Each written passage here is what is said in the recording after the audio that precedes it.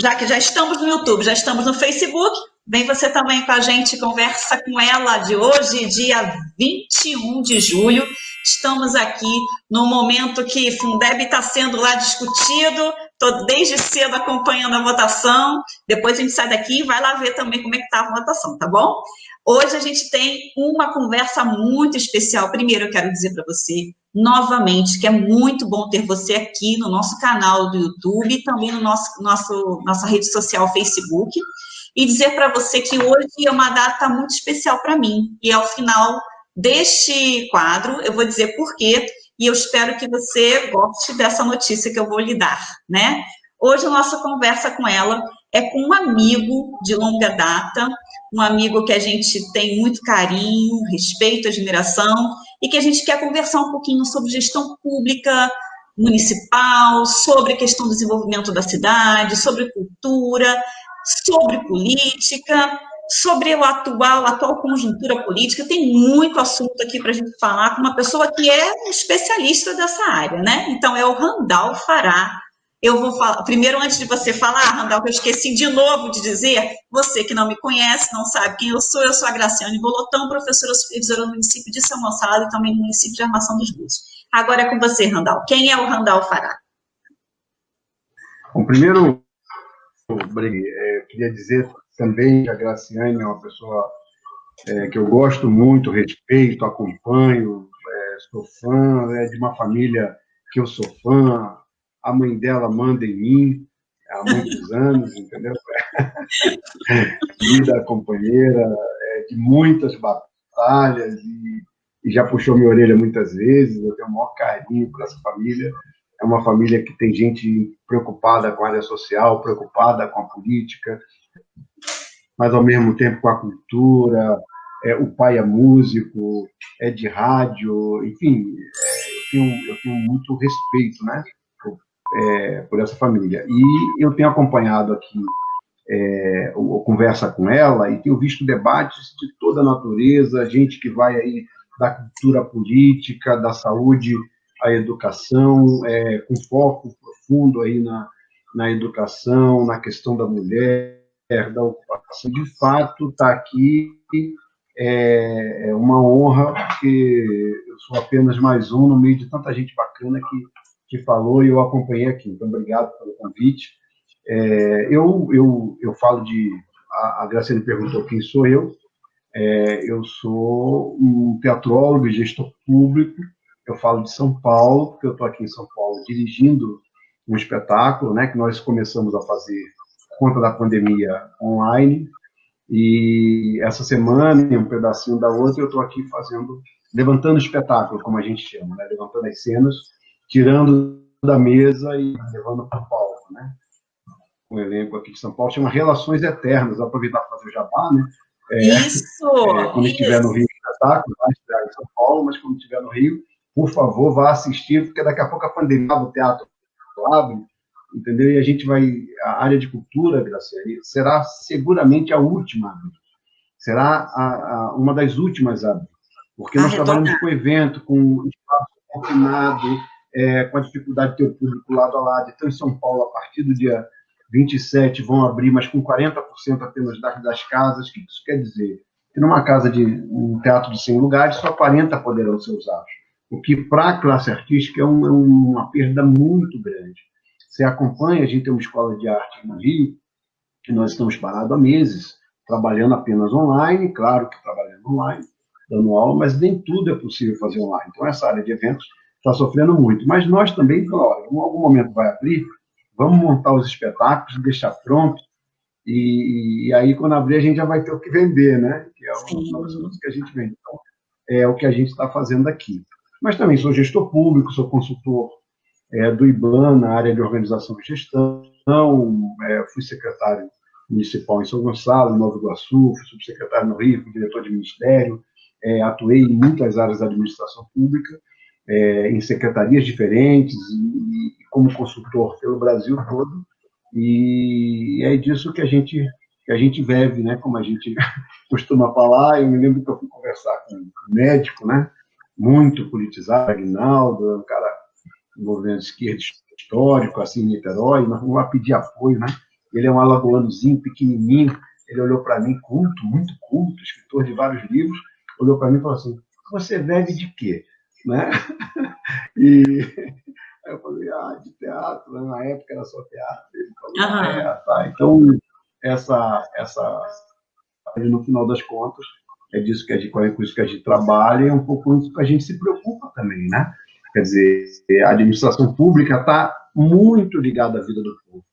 Quando a gente fala que é administrador público, o que é gestor público, né? Está muito ligado à vida do povo. A forma como a escola se comporta, a legislação e os decretos, os regimentos internos, o funcionamento dos órgãos, se tem mais ou menos funcionários públicos, se tem mais ou menos orçamento, que serão dispostos, a forma como serão utilizados, a forma como serão fiscalizados, isso tem tudo muito a ver com a gestão pública, e este é um problema no Brasil como um todo. Quer dizer, a gente vive de problemas com gestão pública, mas é o que a gente escolheu para fazer, além da atividade artística.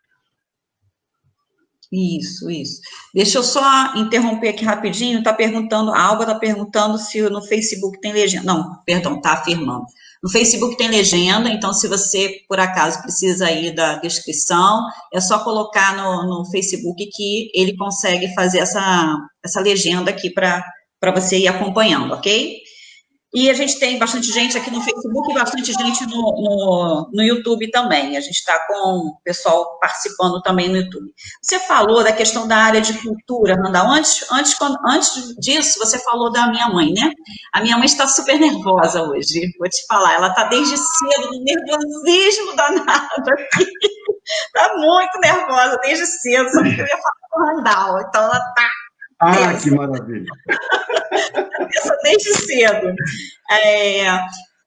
A minha mãe e meu pai, como você colocou, a gente vem tem essa história na família, né, da rádio comunitária, da Novo Ar, no Porto Novo, em São Gonçalo, e foi mais ou menos nesse trabalho que a gente se conheceu, né, tentando fazer movimento dentro de São Gonçalo, fazer inclusão, colocar o Centro de Referência da Mulher, que a gente tinha o espaço do Centro de Referência da Mulher na Novo Ar, né, na comunidade Novo Ar, com bastante projetos de pré-vestibular comunitário, lan house comunitária, telecentro, né, que chamava na época. Então, foi o primeiro espaço que teve inclusão de internet para as pessoas, foi no espaço Novo Ar, ganhadora de prêmios e tudo, e a gente teve a oportunidade de te conhecer mais ou menos nesse trabalho, né, minha família teve a oportunidade.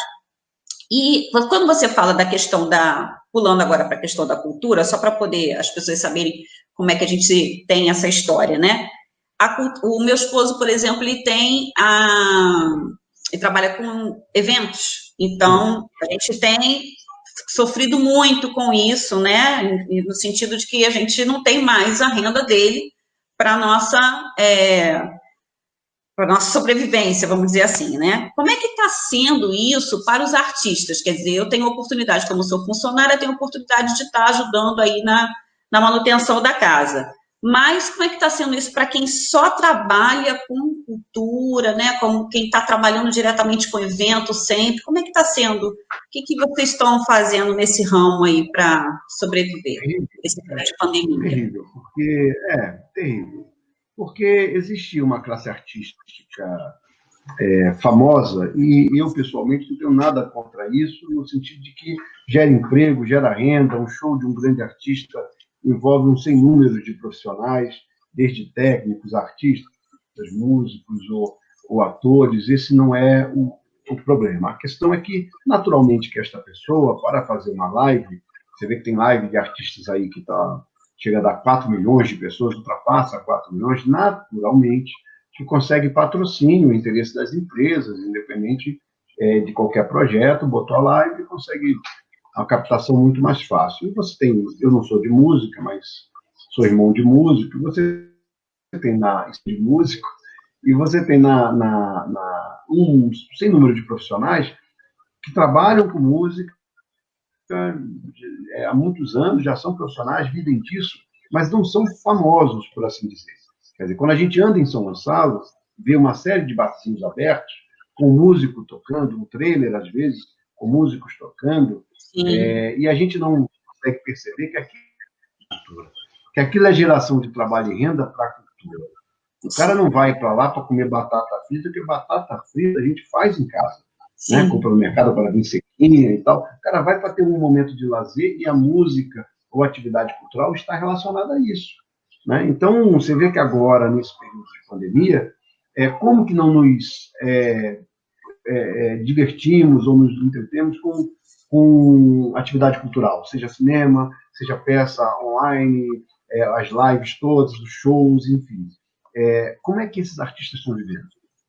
Esse cara que você passava e via, por exemplo, na festa que o Davis faz, no evento que o Davis faz lá, da festa infantil, sempre tem lá um palhaço, uma atividade cultural, uma pecinha de criança, ou um grupo fazendo animação. Onde estão essas pessoas?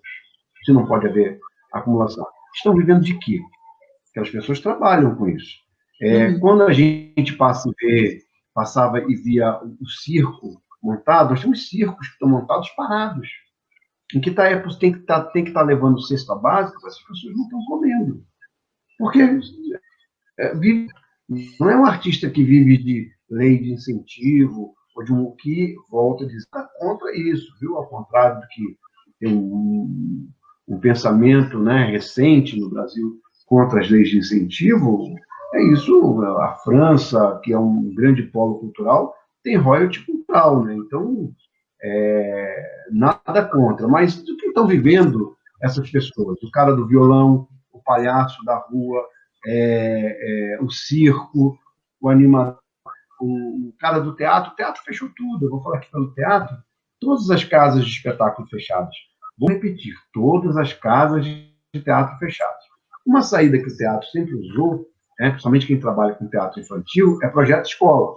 É levar o teatro até a escola, porque ali tem um ingresso, ali tem um custo mais barato, eventualmente consegue ser um caminho fora da temporada de você sobreviver. Como se as escolas estão fechadas?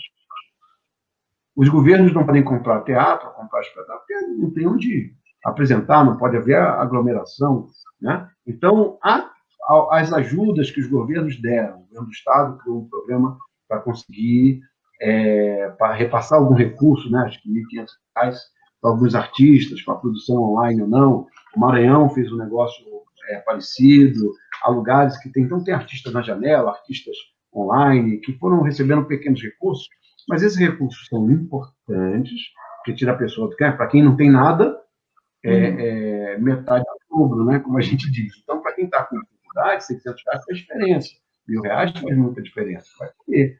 Mas isso não atende às atividades que vão a sobrevivência desse artista. E, para além disso, você tem, por exemplo, centros culturais, escolas de arte e produtoras que vivem de eventos, como é o caso do seu esposo, que não tem o que fazer. A gente andou muito bem, ou muito mais, com apoios individuais, seja 600, 500, R$ 1.000 para o artista, né, e para o técnico, produtoras, para as casas de evento, para a área de show, para as escolas de arte. Isso ainda não aconteceu.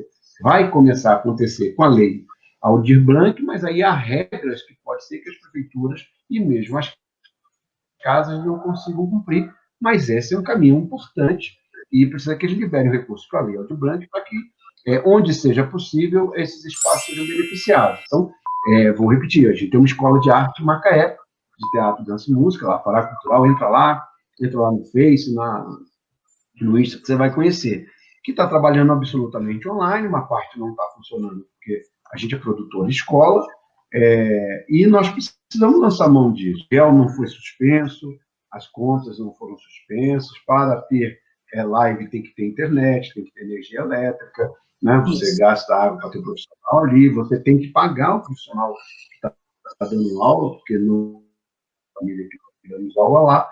Então, essas ajudas precisam chegar. Então, foi um momento muito difícil e, no nosso entendimento, será um dos setores que vai voltar por último, exatamente por causa da falta de aglomeração. Então, a proibição da aglomeração, né? A falta de espaço nesse sentido. Então, já, em alguns lugares, já está voltando, mas a gente tem certeza de que muitas produtoras não voltam mais, muitas companhias não voltam mais, vão demorar de conseguir se recuperar. Muitas empresas nessa direção abriram falência, acabaram, estão insolventes porque não conseguiram sobreviver há tantos meses sem produção. Sim. Sim. Infelizmente, não tem muito, no sentido assim, não tem como não fazer o isolamento. É necessário o isolamento, a gente precisa desse momento. Agora, já que você começou a falar da lei, né, existem políticas que a gente pode ir lançando para poder dar a essas pessoas condições de elas irem superando esse momento, né? Então, tem a lei agora recém-aprovada, que pode ser, como você colocou aí, que o artista não consiga liberação. Por quê? Porque existem algumas exigências, correto? Você poderia falar um pouquinho sobre isso? Assim, que tipo de exigência? Primeiro que tem uma parte da nossa... Uma parte, sem criticar aqui, né? Mas uma parte da classe artística que tem pouca institucionalidade, né? E precisa se organizar com documentação para fazer. Mesmo as empresas, por exemplo, uma companhia de teatro, se ele for pagar, as pequenas companhias, se for pagar advogado, contador, não sei o quê, aluguel, ter os impostos todos em dia, ter toda a legalização, ela não funciona. Ela não consegue sobreviver. Então, como é que você entra na lei como empresa, funciona como companhia, como uma cooperativa, mas de fato, quer dizer, de direito, é de fato, mas não é de direito. Então, este é uma dificuldade que eles vão enfrentar quem é empresa. Quem é pessoa física, aí tem outros programas possíveis também, que o cara consegue entrar como pessoa física. O que eu acho, por exemplo, eu gosto muito de alguns modelos do Maranhão e do Rio, por exemplo, que foram importantes, porque funciona como um prêmio. É possível premiar o artista. Existe, inclusive, na lei de licitações, esse mecanismo do prêmio. E o prêmio não é contra entrega. Você não produz e recebe o prêmio. O prêmio é pelo seu histórico, pelo seu trabalho. Então, você pode apresentar um currículo e um projeto que você vai continuar fazendo e receber como prêmio. Então, esta é uma modalidade. Outra modalidade é o seguinte, que forem pessoas jurídicas sem fins lucrativos, podem fazer um convênio ou uma modalidade de repasse em que possa ser repassado recurso antes. A possibilidade, por exemplo, de você comprar espetáculos, comprar shows, comprar atividades, comprar oficinas, para que as pessoas deem na abertura das escolas, para que as pessoas possam fazer na abertura da cidade. Ou seja, vai fazer o contrato, vai pagar uma parte da produção e essa pessoa vai cumprir, ofertar depois. Mas isso é incomum na administração pública. De fato, você só paga depois de receber o produto. Mas este é um momento diferente. Quer dizer, nós estamos vivendo um momento que existe um setor da sociedade que é responsável por quase 3% do PIB brasileiro, que emprega mais de 1 milhão de pessoas, que tem mais de 20 mil empresas, que está passando por um momento grave. E esse momento grave não tem saída, quer dizer, não é venda de produto que você possa fazer delivery. Nós não podemos fazer delivery, não podemos apresentar na casa dos outros, não podemos fazer show em festa, não podemos fazer na escola, não podemos fazer em praça. É onde que vai fazer? Então, nós precisamos garantir que esse artista receba o recurso antecipadamente, como tem sido feito no setor privado com a compra antecipada de ingressos. Os amantes do teatro, os amantes da música, têm comprado ingresso antecipadamente para usar depois, quando a temporada voltar.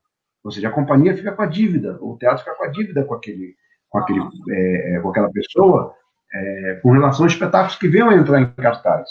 Né? Então, assim, esse mecanismo, o poder público precisa abrir uma exceção. Quer dizer, ter mecanismos de financiamento, seja por prêmio, seja por bolsa, que é uma possibilidade no caso do artista, seja por pesquisa, que é uma possibilidade no caso do artista com formação superior ou com vida acadêmica. Então, há mecanismos de você transferir recursos e transferir renda, seja para ele fazer agora, seja para ele fazer online, seja para que ele cumpra posteriormente. Ou seja, seja lá como for, precisa colocar recursos no setor, que não é qualquer setor. Quer dizer, eu volto a dizer, às vezes a gente não enxerga a indústria da cultura. A gente fala, tem 3% do PIB, não é possível que seja tanta gente. Então, eu sempre dou o mesmo exemplo. Quando você passa na rua, tem barzinho funcionando com música. Quando você vai numa festa infantil, tem lá um palhaço, um ator, um animador cultural. Quando você vai, você tem lá um mágico, um malabarista. Então, essa gente que você vê na festinha, no barzinho, na escola do seu filho que você recebe lá, hoje vai ter apresentação do circo, do teatro. Então, essa é a indústria da cultura. A indústria da cultura não é só o artista famoso. A indústria da cultura, isso é um pouco como a gente falar das empresas. Todo mundo lembra das grandes empresas, mas mais de 50% da mão de obra no Brasil é de pequenas empresas. Vem das pequenas empresas, micro e pequenas empresas. Então, quando você fala, está fechando um monte de barzinho, estão fechando um monte de lojinhas. Então, esse mais de 54% do emprego do Brasil que vem de micro e pequena empresa é que vai impactar na vida do povo. Não são das grandes empresas. Né? Quer dizer, também a pequena empresa, assim como acontece com a companhia, com a produtora, a gente pega o percentual das empresas grandes que conseguem, que não conseguem financiamento, então só 5% de grandes empresas não conseguem financiamento. E 70% das pequenas empresas não conseguem financiamento. 80% não conseguem financiamento. Então, assim, essa disparidade, essa relação com o mercado, essa vida econômica ativa para quem é pequeno e médio, né, para quem é micro, e os artistas e as companhias e as produtoras em geral estão nisso, que é inalcançável e o governo precisa socorrer. Foi assim em todos os países do mundo com algum nível de organização e muitos estados estão fazendo isso, cidades também. Niterói fez isso, lá no Maranhão aconteceu isso, Macaé está se organizando para fazer, Rio começando a se organizar para distribuir agora. Não é possível que São Gonçalo isso não aconteça, né? Exato. Então, vamos lá. Gestão pública. Vamos conversar um pouquinho sobre isso. Você é gestor público, tem essa experiência, já foi secretário, tem um monte de coisas aí no seu currículo que você apresentou logo no início. O que você pensa em relação à gestão pública nesse atual momento de pandemia? Você já falou um pouco da cultura e nas outras áreas também. O que pode ser feito? O que é gestão pública dentro do município de São Gonçalo, que você tem experiência, no estado do Rio de Janeiro? Conta um pouquinho para a gente aqui. Bom, primeiro é um pouco isso mesmo, né? Quer dizer, a minha experiência começou em São Gonçalo. Sim. Eu fui o primeiro presidente da Fundação de Arte de São Gonçalo, que eu ajudei a criar. Eu fui secretário de Cultura, secretário de Governo e Planejamento, fui subsecretário, secretário adjunto em Nova Iguaçu de Desenvolvimento Social, em Nova Iguaçu de Desenvolvimento Econômico e Social.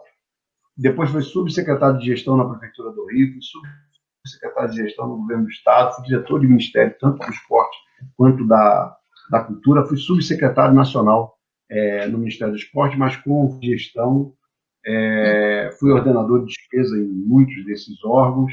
Então, assim, eu tenho experiência de primeiro e segundo escalão, em cargos de gestão nas 3 esferas de governo, além da consultoria, que eu, há mais de década, atuo no Brasil inteiro. Isso quer dizer que não tem gente igual ou eu sou um gênio, não. Isso quer dizer que a gente viu muita coisa acontecer, e uma parte importante, como é em qualquer setor, né, como é você na educação, que estuda, que foi subsecretária, que tem atividade direta, cotidiana, dentro da escola, naturalmente que você tem uma cesta de soluções e pensamentos e formulações sobre a gestão pública, e nem sempre é o que acontece. Então, quer dizer, com essa experiência, a gente viu, primeiro, as pessoas têm um olhar para a coisa pública, foram desenvolvendo um olhar para a coisa pública como se ela fosse apenas política. Sim. A política é muito importante nisso, porque dependendo de quem você eleger, ele vai ter melhor ou pior apreço pela gestão, por entender mais ou entender menos de administração. E se o cara não consegue administrar, né, se o cara não é administrador, não tem interesse em gestão pública, ou não quer se cercar de pessoas com essa característica, naturalmente que não vai fazer administração. Aquele tempo que o cara fazia na conversa, acabou. Quer dizer, hoje, quase tudo está ficando sistêmico. Hoje não é mais possível, pelo nível de controle, dos órgãos de controle, da sociedade, da internet, da forma como os processos públicos estão começando a serem digitalizados, e os sistemas, como o SEI, tanto no governo federal, tem área que você não tem mais processo físico. E o controle total da sociedade. Tem áreas, prefeituras e governo do Estado, que você não tem mais processo físico. Você só abre no sistema informatizado. para poder andar com o processo. Se o cara não tem interesse nisso, naturalmente que alguma coisa vai dar errado. Quer dizer, eu não levo meu carro para o açougueiro consertar, né? Quer dizer, quando meu filho fica doente, eu levo no padeiro, né? Quer dizer, cada um no seu quadrado. Então, para administrar publicamente, a administração pública é uma administração como qualquer outra, exige todo o conhecimento de administração, com duas coisas que eu acho centrais.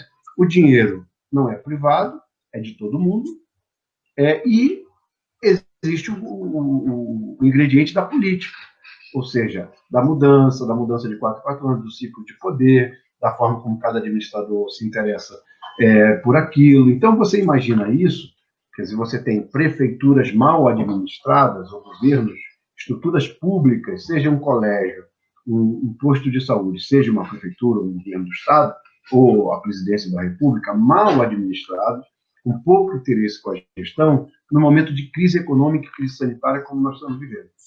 Quer dizer, veja a quantidade de absurdos que a gente presenciou, seja pela imprensa, seja pelo conhecimento da administração pública, veja a quantidade de absurdos que a gente acompanhou até aqui, exatamente por falta de zelo, por falta de coisa pública, de experiência, de compreensão da administração pública, de usar mecanismos, usar maldosamente mecanismos brechas, né, para você poder licitar. Então, há lugares que decretaram calamidade pública e mandaram abrir. O cara mandou abrir, está abrindo paulatinamente o comércio, abre tudo, e teve a cara de pau de pedir calamidade pública. Por que calamidade pública? Pode licitar pode comprar sem licitação, pode fazer compra direta, ainda que com controle. Ele fica liberado para fazer sem licitação. Isso aconteceu em governos estaduais, mas aconteceu em cidades. Sim. Quer dizer, você diminuir o nível de controle, aumentar as possibilidades de manobra, e, ao mesmo tempo, não reconhecer que tem uma pandemia gravíssima que deveria manter fechado. Aqui não estamos dizendo que não é para usar o estado de calamidade pública, mas o estado de calamidade pública não justifica fazer um hospital de campanha por 90 milhões. Né? Então, eu acho que essas são coisas que a gente tem que tratar. Né? Quer dizer, quando a gente olha na administração pública, e aí não é só no estado do Rio, mas andando pelo Brasil, a gente vê estruturas públicas muito ruins, né? Quer dizer, você pega... quando a gente vai montar uma empresa, eu atuo no setor privado também, como senhor, a gente vai montar uma empresa, você faz com a forma mais enxuta e competente possível. Quer dizer, qual é a menor quantidade de mão de obra que atende, sobejamente, o trabalho que você tem que fazer. E, principalmente, com relação aos chefes. Quer dizer, você não tem 10 chefes para o índio, né? 10 caciques para o índio. Então, na realidade, você pega estruturas administrativas em que você tem para cada chefe 2 servidores. Né? Quer dizer, isso não é possível. Né? Quer dizer, ninguém monta uma empresa para dar certo com uma relação desse jeito. Então, acho que essas barbaridades e barberagens que a gente vai acompanhando na administração, a falta de conhecimento gerou na população uma certa descrença com relação à administração pública. A gente fica com a sensação de que paga imposto e não tem serviço de volta. E isso gera, essa incompreensão gera também no servidor. O cara começa a olhar para o servidor público e achar que o cara é um incompetente.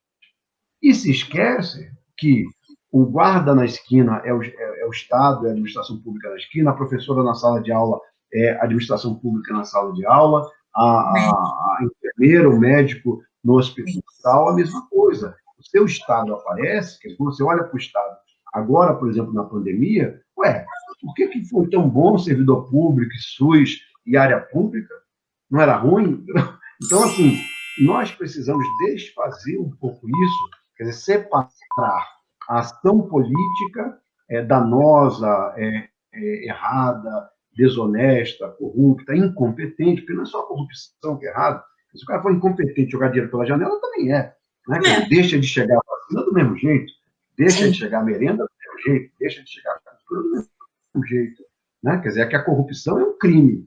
Agora, a inépcia você tem que tomar cuidado quem é que você escolhe nessa direção, na hora da eleição. Mas o administrador público, de carreira, os servidores públicos, as pessoas que se preocupam, os auditores, os contadores, tem um sem número de profissionais que atuam na área meio, como a gente chama, né? Na área que atende a todo mundo, que é a área meio, seja de finanças, seja de contabilidade, seja de auditoria, seja de licitação, você tem uma área de gestão que precisa funcionar, que vai do postinho de saúde ao BNDES, ou que vai da Receita Federal. Né? Então, a área pública não presta.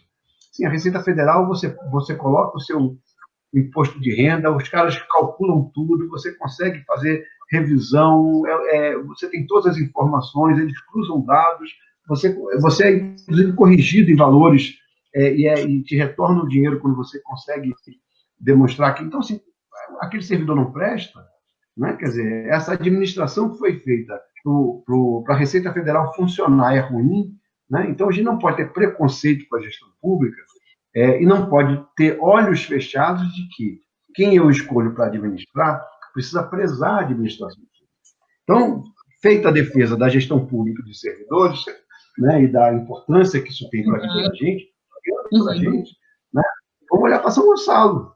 Quer dizer, o gestor que eu tenho hoje dirigindo a cidade tem condições de administrar a cidade? A gente tem um bom gestor, quer dizer, o atual prefeito, os quadros que estão envolvidos, eu sei que são bons gestores públicos, têm interesse, gostam, se relacionam com a administração pública, ou aquilo é tocado politicamente, vão embora fazendo. Então, assim, esse é que eu acho que é o problema. E o impacto disso a gente já conhece. A gente tem uma cidade que há muitos anos, quando troca prefeito, entra prefeito, e o cara se contenta que troca a lâmpada e tira o lixo. Isso. Olha, eu quero lembrar que tanta... Que vai aparecer de novo, que bota aquele asfalto que vai virar buraco de novo. E bota outro. Então, mas é um negócio engraçado. Não, mas o lixo está tirando. O lixo tem taxa de lixo. Tem que tirar. O estranho é ele jogar o lixo na rua. Eu posso faltar. Não é a favor, né? As coisas viram favor, né? Pode olhar na sua continha de luz que tem lá taxa de iluminação pública. E é um dinheiro. Se o cara não cuidar da administração pública, da iluminação pública, ele está fazendo o quê? Entendeu? Então, assim, a gente se contenta com muito pouco no final das contas. A gente está virando uma cidade mal cuidada, que as pessoas não respeitam isso. Quer dizer, a gente faz qualquer movimentação administrativa, tapa lá um buraco, recorta, tira um pedaço do asfalto, bota no outro, bota restolho, e só vai fazer alguma coisa um pouco mais aparente perto da eleição. Sim. Chega, né? Chega. A pergunta que a gente faz aqui é o seguinte: a gente tem uma desproporção, por exemplo, de servidores públicos para chefes. Nós somos uma cidade que tem mais ou menos 9,5, 10 mil servidores, sendo que destes, mais de 3 são chefes ou assessores. Ou seja, eu tenho um chefe ou assessor para cada servidor público. Que cabimento que isso tem? Quem é que montaria uma empresa fazendo um negócio desse? E, ao mesmo tempo, falta servidor na conta. E, ao mesmo tempo, os servidores ganham mal. E, ao mesmo tempo, você tem planos de carreira ruins, né? Que não foge da troca, né? Dessa troca que você está falando, porque alguns existem a troca pelo buraco, pela lâmpada, pelo médico, né? Pelo atendimento no posto, pelo remédio, e outros têm pelos cargos. A gente vê também pelos cargos. Eles querem os cargos mais altos, né? Para negociar. E aí vira esse grande ciclo, né? De vício de troca. E aí, por outro lado, a gente tem os vereadores, né? Fazendo essa troca com o executivo, quer dizer, o legislativo faz essa troca com o executivo e fica na mão do executivo. Quer dizer, aprova a conta. Na realidade, o papel fundamental dele, fiscalizar e legislar para a cidade, vai embora. O cara fala, eu tenho 100 pessoas na prefeitura, eu tenho 200 pessoas na prefeitura. E aí, o que é que a gente vê? Você paga o teu imposto, a prefeitura constrói um posto de saúde, paga o salário do servidor e o posto do bairro tal é do vereador fulano. Mas exatamente assim que é chamado. A escola é de fulano, o posto é de ciclano, é assim. Disse que a escola e o posto que eu pago o imposto, que a prefeitura construiu, é do vereador fulano de tal. Desde quando isso? Então, assim, e a gente topa isso. No final das contas, a gente vai aceitando. Quando você ouvir o nome de um vereador num posto, é naquele que você não pode votar, porque ele está pegando para ele o que é teu, de direito e público. Perfeito. Quando você ouvir dizer que aquele vereador é dono de uma escola, que é pública, ele pode ser dono de escola privada. Quer ganhar dinheiro? Quer ser dono de alguma coisa? Outro negócio. Vale, inclusive, carrinho de pipoca, vale, entendeu? Casa de show, vale, inclusive, escola. Agora, não vale administração pública, não pode. Então, só que nós temos uma coisa, não, aquele posto de saúde é de fulano. Fala para o vereador fulano que ele vacina o seu filho. Ele é uma pindoba, não é como que ele vacina. Entendeu? Está lá o servidor, o enfermeiro, o técnico, o dinheiro, a iluminação pública, o prédio, todos os insumos da saúde, pagos pelo imposto do povo, pagos com o suor, o sacrifício do povo, e é do vereador. Desde quando? Então, quando a gente fala que a gestão pública não é respeitada, isso não tem nada a ver com gestão pública, isso tem a ver com fisiologia, com o uso da máquina pública, com desrespeito à população, o uso de dinheiro público de maneira personalizada, com privatização indireta da coisa pública. Então, isso é um negócio que em São Gonçalo é comum. E quando você pega esse mesmo vereador e fala assim, quais foram as leis que você aprovou de interesse da população? Zero. Zero. Você tem cara que, se você falar para o vereador, você é legislador, ele desmaia. Ele bate do livro. Bem assim, o que é isso? Legislador de quem? Porque tem gente assim, é um absurdo que a gente vê, né? As coisas assim. O pior é o seguinte, quer dizer, existe uma regra constitucional, mas não pode ter cargo comissionado. Pode sim. Isso é uma regra constitucional. Você ocupa por concurso, mas as chefias, as funções de confiança e cargos em comissão estão na Constituição previsto no artigo 37. Só que eles são exclusivos de chefes, diretores e assessores. Eu vou repetir, porque isso parece uma brincadeira. Está na Constituição, no artigo 37, a função de confiança e o cargo de confiança. E eles são exclusivos para diretor, chefe e assessor. Pois bem, eu lhe garanto que você vai encontrar serventes, faxineiros, aspones, motoristas, que são cargos em comissão. Aspones, explica o que é aspones aí. Assessor, não pode não. É porque assessor de nada. Não está fazendo nada, nem indo ao local ele vai. Tem aqueles caras também que nem iam lá, né? Pois bem, então, mas ele não é chefe, ele não dirige órgão nenhum, ele não assessora nada, não opina sobre nada, ele é lá ou ele está fazendo uma atividade para a qual existe concurso. Ou seja, eu não posso ter um cargo comissionado para o cara ser professor. Porque professor precisa ser concurso. Sim. Ou seleção pública simplificada. Sim. Processo seletivo simplificado também está previsto na Constituição. Mas você não pode ser médico, professor, gari, atividades de concurso, motorista, ocupando um cargo de direção. Cargo de direção não fica para dirigir. Chefia é chefia. Ué, como é que eu tenho, então, tantos cargos assim de chefia, direção e assessoramento? É porque eles estão nos gabinetes, nos políticos, ou prestando serviços elementares ou que são obrigatórios de concurso. Então, quando a gente fala de gestão pública, não é por implicância, né, com este ou aquele gestor, é porque existem regras legislativas e regras constitucionais que vão ser previstas. Por isso é que, quando eu olho para uma pessoa, quando eu converso com alguém que quer ser candidato, quer ser político, quer ser vereador, quer ser prefeito, e ele tem desinteresse com a administração pública, com a gestão pública, esse não vai ter meu voto de jeito nenhum. Porque eu já sei que ele vai chegar lá e acha que pode tudo. Ele acha que a mesa é dele, que o funcionário é dele. Não é como isso? O cara vira secretário de alguma coisa e acha que o servidor é dele. Meus servidores, né? Ele esquece que o servidor vai ficar e ele é passageiro. Uhum. Então, assim, olha quantos cargos eu passei e o servidor ficou lá. Pois se em algum momento eu desrespeitei, se em algum momento eu não fui cuidadoso, se em algum momento eu não compreendi a carreira e o cargo dele, e até eu prejudiquei totalmente, ele ficou e eu saí.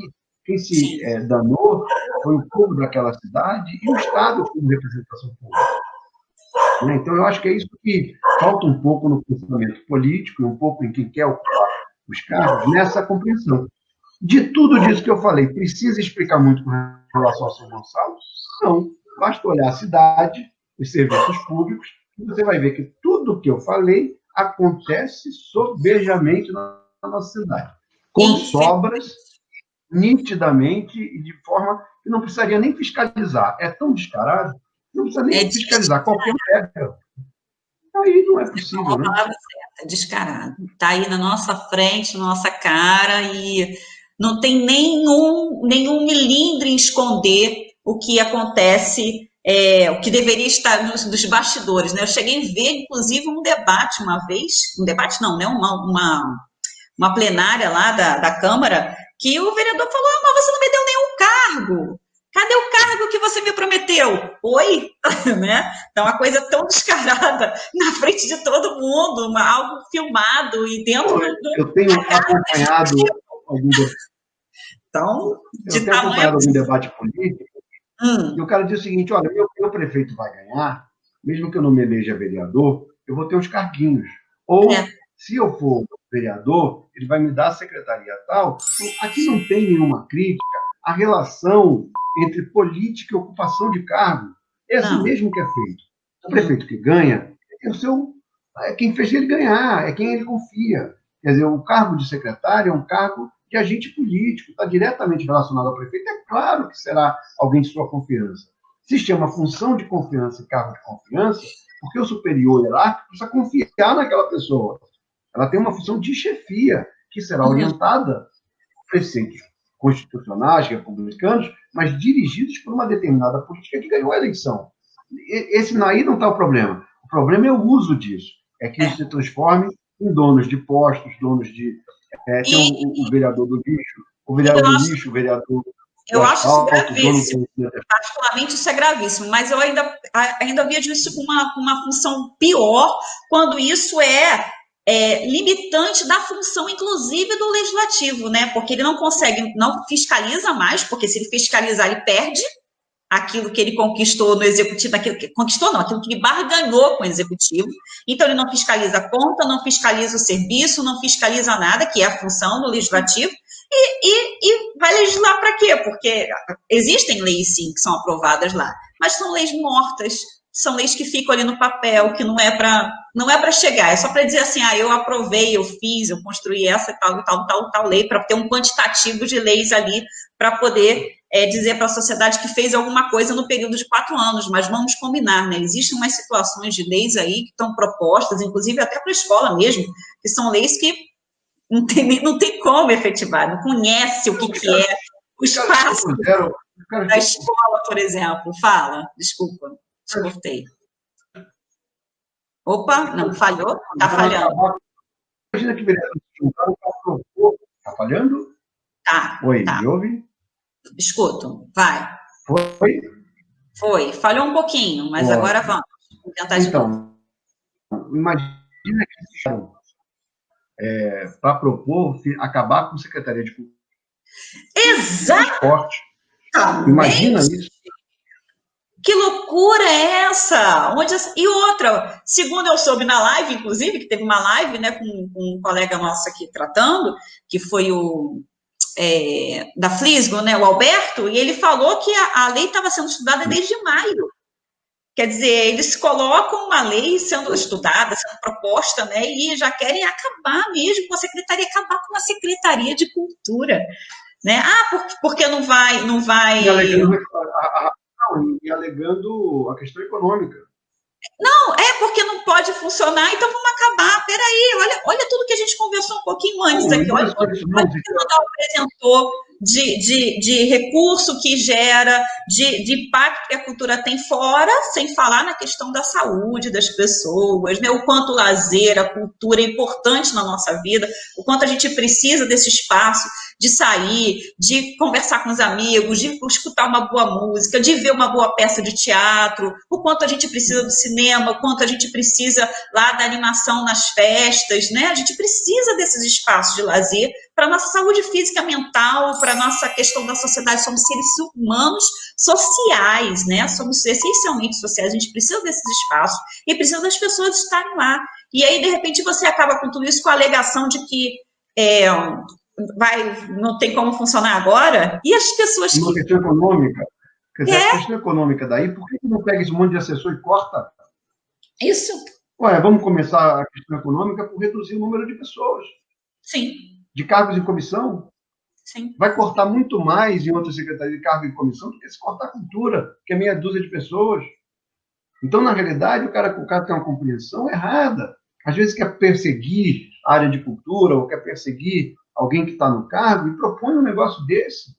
Então, assim, é pior no meu entendimento, porque eu tenho um entendimento, também com base em preceitos constitucionais, de que a estrutura administrativa é proposta pelo governo que estiver, pelo governante que estiver no governo. Ou seja, eu é que decido como governante se eu tenho Secretaria de Cultura ou não, se eu acho que tem que ser Educação, Cultura e Esporte. Se eu tenho... Então, assim, o meu pensamento político é que vai determinar isso. Se vai ter 30 secretarias ou vão ter 10 secretarias, isso é uma decisão do governo.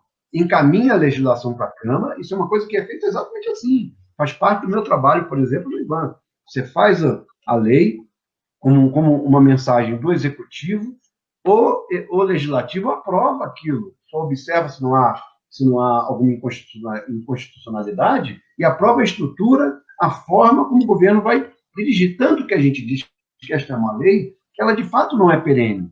Eu posso mudar a lei de estrutura de cargos, de estrutura dos cargos, dos órgãos municipais, da direção da prefeitura, de cada secretaria, eu posso fazer no meio do governo. Eu posso fazer a cada governo. Quer dizer, eu não preciso, não é uma lei perene que vai demorar 20 anos. Eu troco, até porque hoje eu tenho um teatro, amanhã eu não tenho. Cadê o chefe do teatro? Cadê o administrador do teatro? Eu preciso criar aquele órgão, aquele cargo para aquilo. E ele não é um servidor, ele é um chefe. Pode ser um servidor a ocupar? Pode e deve. Quanto mais servidores ocuparem cargos de direção, melhor. Né? Quer dizer, mais registro você vai ter. Mais zelo, né? A gente imagina que mais zelo. Você guarda mais a informação. Agora, isso não é obrigatoriedade. A função de confiança é exclusiva para o servidor. O cargo em comissão pode ser extraquadro. Então, mas essa é uma decisão de governo. O que você não pode... Você não tem decisão, por exemplo, da Câmara. Por que a Câmara não propôs que ficasse uma proporção de 1:5? Um chefe para cada 5 servidores. Que isso ia atacar exatamente os cargos de assessoria deles. Eles foram atacar uma secretaria pequena, 2 secretarias pequenas, exatamente de esporte, de cultura. Isso é estranho, né? Quer dizer, quando a gente diz isso, pegando uma fala sua, quer dizer, você, quando olha que o cara fez a troca, é comum. Qual é a troca que a gente quer que o vereador faça? Olha, prefeito, eu voto numa mensagem sua se você aumentar o salário do servidor. Eu voto numa mensagem sua se você atender melhorar uma mensagem, uma mensagem. Não é uma agora, isso for publicamente, republicanamente, quer dizer, é comum você ter um jogo no jogo do poder, você negociar a legislação. Prefeito, está propondo aqui a criação dessa escola nesse bairro, mas aquele aqui não tem. Está propondo uma creche, mas eu queria que fosse 2. Isso dá para entender. Agora é o seguinte, me dê 5 cargos que eu te dou, que eu te dou apoio, me dê 20 cargos que eu te dou apoio, me dá um posto de saúde que eu te dou apoio, isso é inaceitável. E isso exatamente porque não há compreensão sobre a lógica da gestão pública do ponto de vista da aluno.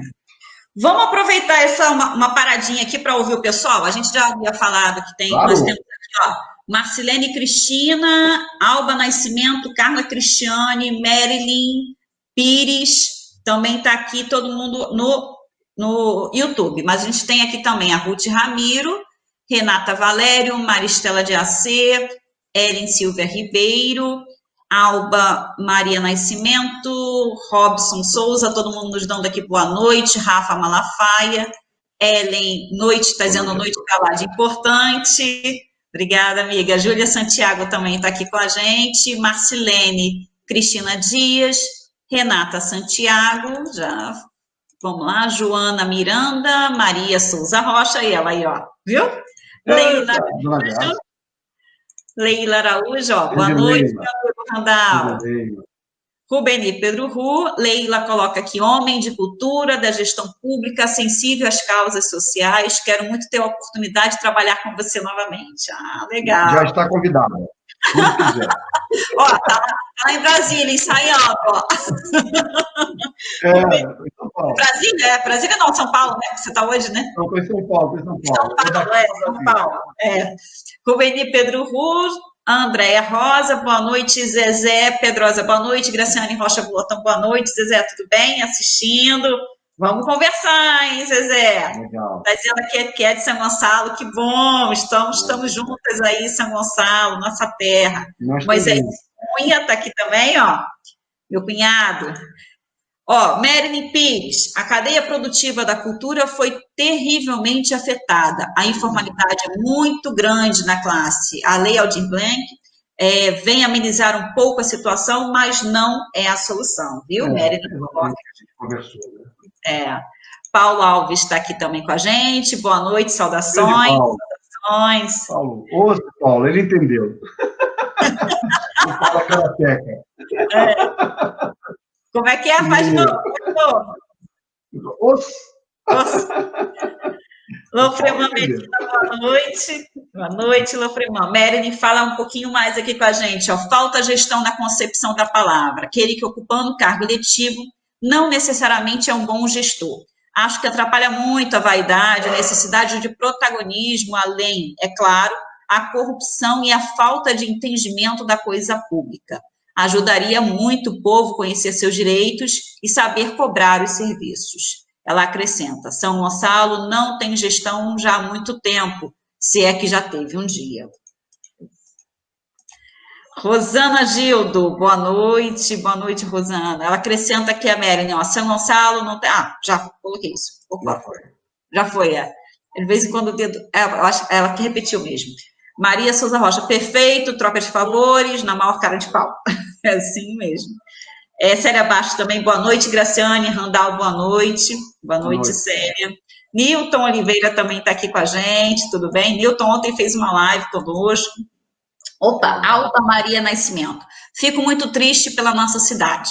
Carece de poder público, de cultura, de espaços que possibilitem seus avanços. Os serviços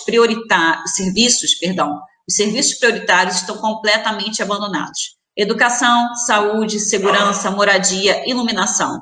Os votos são comprados e custam muito pouco. Não existe um projeto de governo, não existe gestor público, mas políticos que se favorecem do cargo. Isso é desanimador. Quando começamos a esperançar, vem mais um golpe.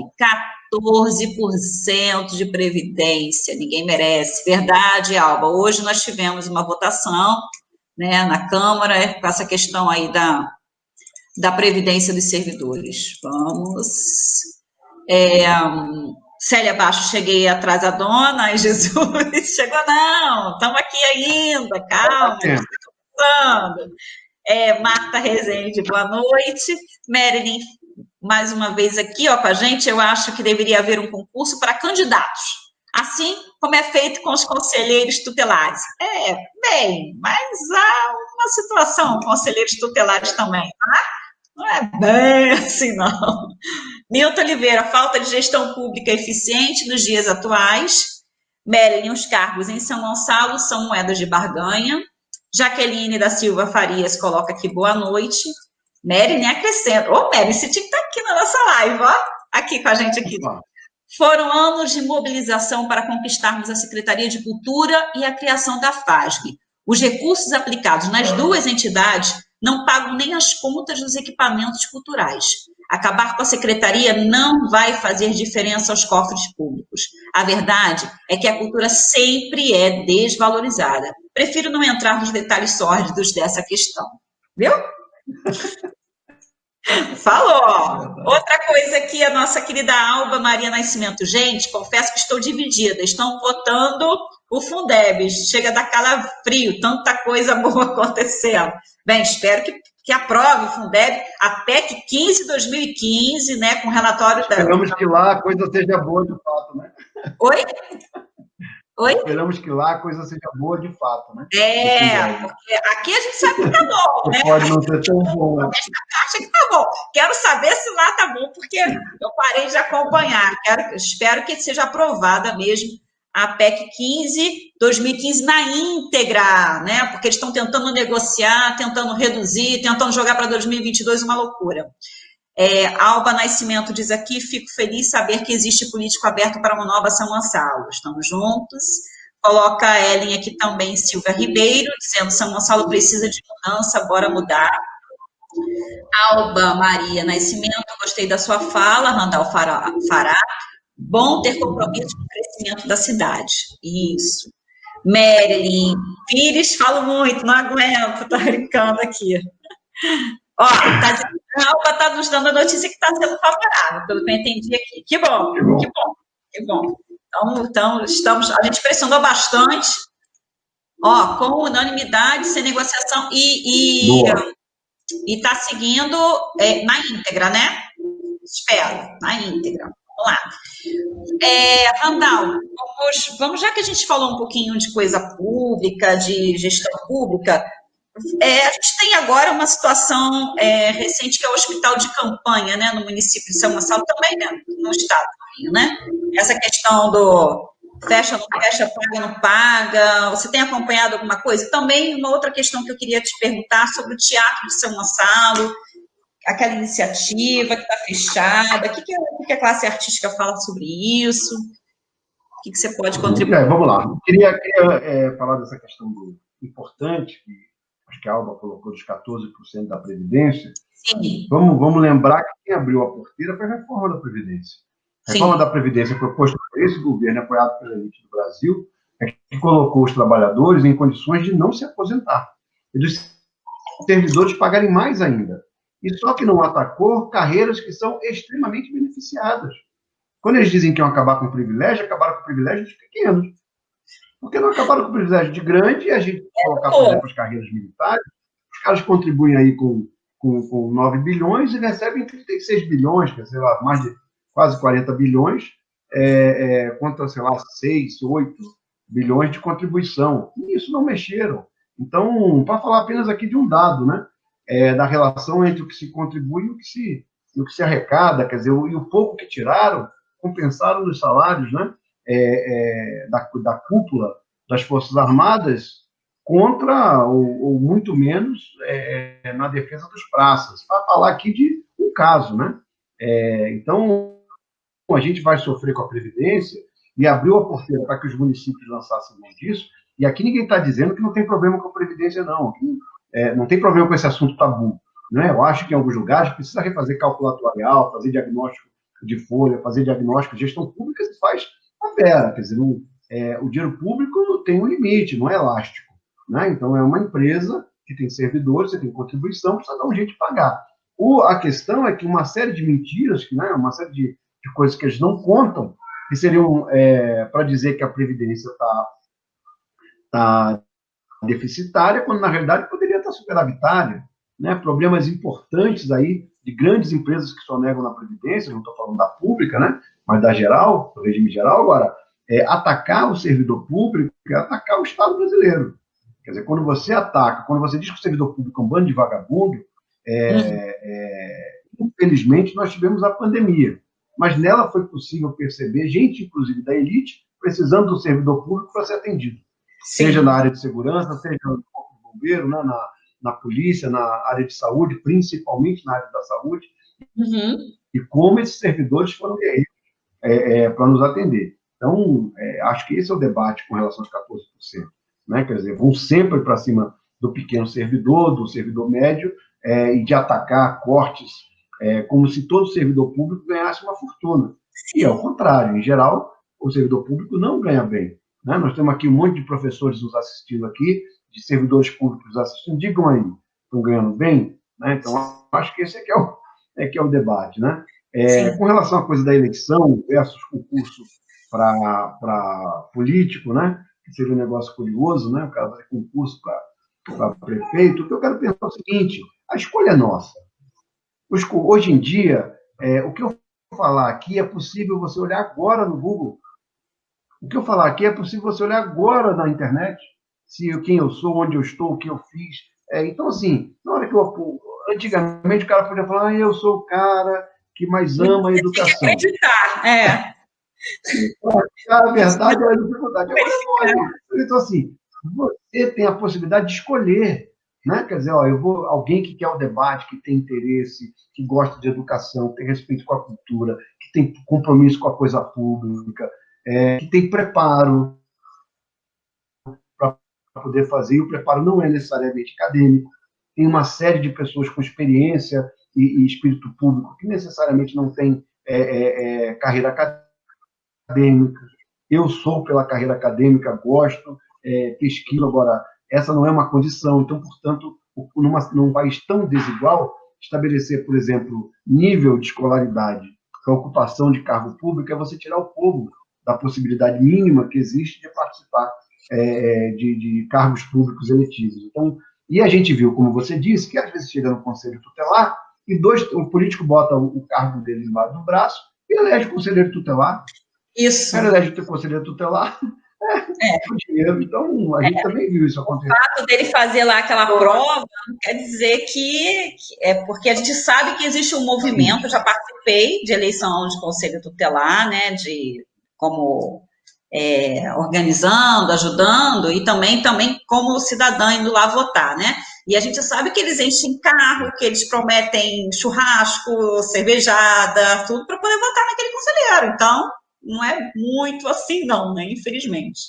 Como na maioria das eleições normais, o vereador também oferece. O que é também então, assim, risco, quando a gente tem uma eleição, só para pegar esse gancho. Acho que você... Só para pegar esse gancho, quando a gente pensa em eleição para diretor também, é algo que a gente precisa pensar sobre isso, porque diretor de escola, né, que eu digo, porque apesar de eu ser defensora de direção de escola, ser eleita pela comunidade, a gente precisa estruturar essa questão muito clara para que a gente não tenha esse tipo de situação como acontece, por exemplo, com o Conselho Tutelar, hoje, atualmente. No caso, não é só uma questão política, né? Você pensa o seguinte, o cara vai dirigir um colégio como Castelo Branco, como Estefânia de Carvalho, então eu sou a favor de eleição, mas você tem um problema estrutural de gestão pública que precisa qualificar esse diretor.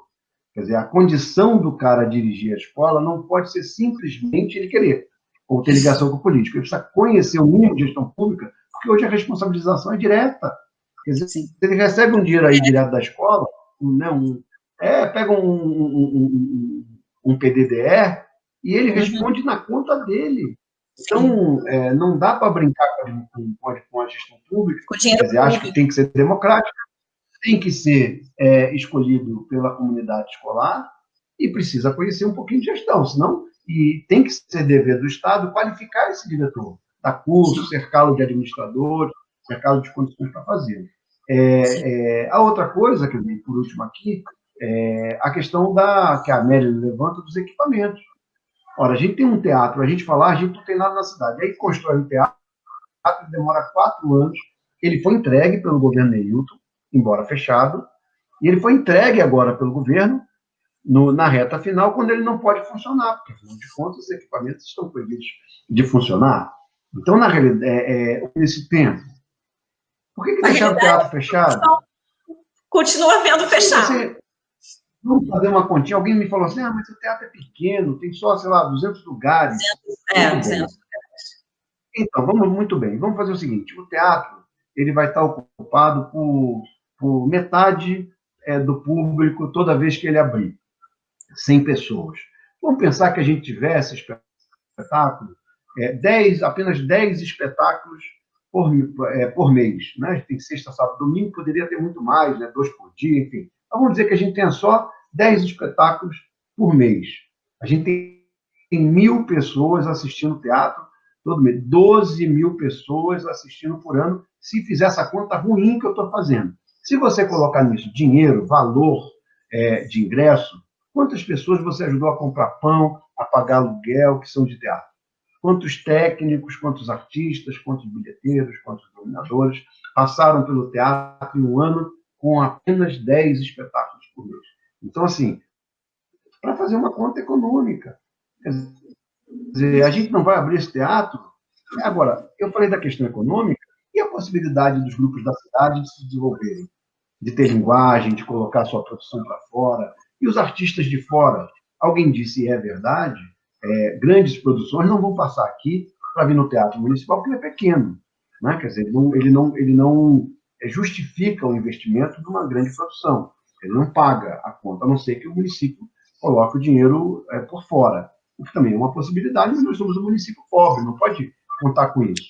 Agora, quantos espetáculos pequenos poderiam passar, certo? Sim. Estou aqui dirigindo um espetáculo em São Paulo, que também faz televisão, e o espaço é ótimo para a gente fazer o espetáculo, mas Sim. tem que abrir, entendeu? Então, assim, um espaço cultural numa cidade com a dificuldade que a gente tem de espaço cultural, fechado há tanto tempo, as cadeiras ficaram com mofo, sujas. Isso é mesmo que rasgar dinheiro, entendeu? Então, assim, a gente às vezes fica, não, a gente vai cortar o dinheiro da cultura. Rapaz, cortar o dinheiro da cultura, você corta. Como você disse aqui, a importância da cultura, a importância para a nossa identificação, a importância de nós nos reconhecermos, a importância para fora. Quantos artistas contam a nossa história quando vão para fora do país, ou de São Gonçalo, quando vão para fora de São Gonçalo. Como é bom, né? Virou mexer, alguém diz, fulano de tal é de São Gonçalo, o artista tal é de São Gonçalo. Ninguém comemora que o bandido tal, o corrupto tal é de São Gonçalo. Mas o artista a gente gosta de dizer, ah, não, o Cláudio Zoli, ah, não, até essa baianinha que é daqui, não é baianinha, né? Cláudia Leite. A Cláudia Leite não é baiana, a Cláudia Leite é de São Gonçalo, entendeu? Então, a gente comemora todo mundo que é de São Gonçalo. Ué, por que a gente não quer revelar a cultura e botar essa gente para fora? Quer dizer, não tem cabimento cortar cultura e não tem cabimento esse teatro fechado. Ao contrário, tem que abrir esse teatro, botar a lona do Catarina para funcionar, e eu falo de lona aqui porque me livrei no Catarina, fui eu que arrumei a verba, a emenda parlamentar para botar, fui eu que acompanhei a construção, tenho muito carinho com aquilo, agora só no Catarina também é pouco. A do Catarina tem que funcionar, mas tem que colocar outras no Rio do Ouro, que é um espaço que não tem equipamento público de cultura, tem que colocar em Santa Isabel, que é uma outra região da cidade, e não tem o equipe de cultura, em Neves tem o Teatro Carequinha, mas tem pontas da cidade em que não tem equipamentos de cultura, e precisa ter equipamentos ainda que baratos, uma biblioteca, um galpão, que o artista vai fazer. Então, acho que falta investimento, né? É isso. Perfeito. Falta alguma coisa? Não. Eu só tinha acrescentado isso. Sim. Eu só quero, só para, como eu interrompi, ó, a Alba está agradecendo a explanação sobre o comentário dos 14%. Legal. Está acrescentando aqui que direção de escola é um assunto importantíssimo, precisamos formar gestores escolares competentes e comprometidos. E também acrescenta que equipar as escolas também é urgente, precisamos de recursos materiais e humanos. Fala aí. Legal. Bom, então vamos lá. Com relação ao hospital. Primeiro, o grande problema do Hospital de Campanha é que ele foi entregue intempestivamente. Se ele fosse entregue no tempo em que era para ser entregue, nas condições que era para ser entregue, ele teria funcionado muito bem e seria muito importante. Como ele foi entregue posteriormente, e houve um problema de gestão, abre, não abre, confusão e tal, ele agora, nós temos muito espaço, passou a ter folga na rede pública de saúde. Qual é a realidade hoje? Você tem, no Hospital do Maracanã, por exemplo, você tinha 7 pessoas. No Hospital de São Gonçalo, sei lá, tinha 9, 10 pessoas. No hospital maior. Né? Então, ele foi inaugurado, inclusive, a capacidade é menor. Né? Mas ele tem hoje uma ocupação muito pequena. Salvo a gente ter uma segunda onda, se continuar com esse nível de ocupação dos leitos para a Covid, eu não sou necessariamente médico, mas estou acompanhando os números, o investimento de custeio para o hospital não se justifica. E não há problema de desmobilizar o hospital. Veja só, o hospital do Pacaembu, em São Paulo, custou 23, 25 milhões a implantação e o custeio em todo o período. Quando o nível de ocupação, a ocupação dos leitos de UTI para a Covid abaixou na rede regular, que era possível desmobilizar, o hospital foi desmobilizado. E era um hospital na capital de São Paulo, que atendeu muita gente. Certo? Muito bem. Eu vou repetir um número que às vezes a gente esquece. O Hospital de São Paulo custou entre 23 e 25. Aqui, Maricá deu 45 milhões e Niterói deu 45 milhões para fazer o Hospital de São Gonçalo ali no Mauá, que não é o Pacaembu. Deu para perceber? Né? Quer dizer, só de olhar os números, o Hospital de São Paulo custa 23, daqui custa 90. alguma coisa não está bem, né? Então, assim, alguma coisa, alguém fez conta errada.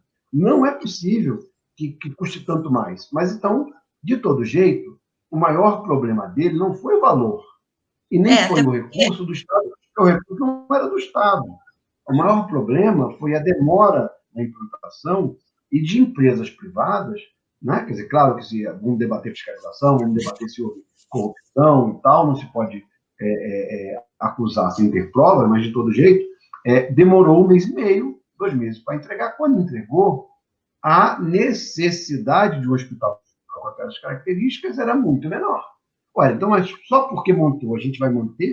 O povo do Rio de Janeiro vai pagar esse custeio para dizer que tem um hospital de campanha em São Gonçalo que está sendo usado por 10 pessoas, um negócio que devia ser, sei lá, para 100, 150, 200 pessoas, não tem cabimento do meu ponto de vista de gestor. Acho que tem que observar, não pode tirar as pessoas se elas tiverem dificuldade de saúde, só pode tirar se elas estiverem em condições de sair, ou porque vão para casa, ou porque serão transferidas em segurança, mas é possível transferir quem está em condições melhores, porque a rede de saúde estadual comporta.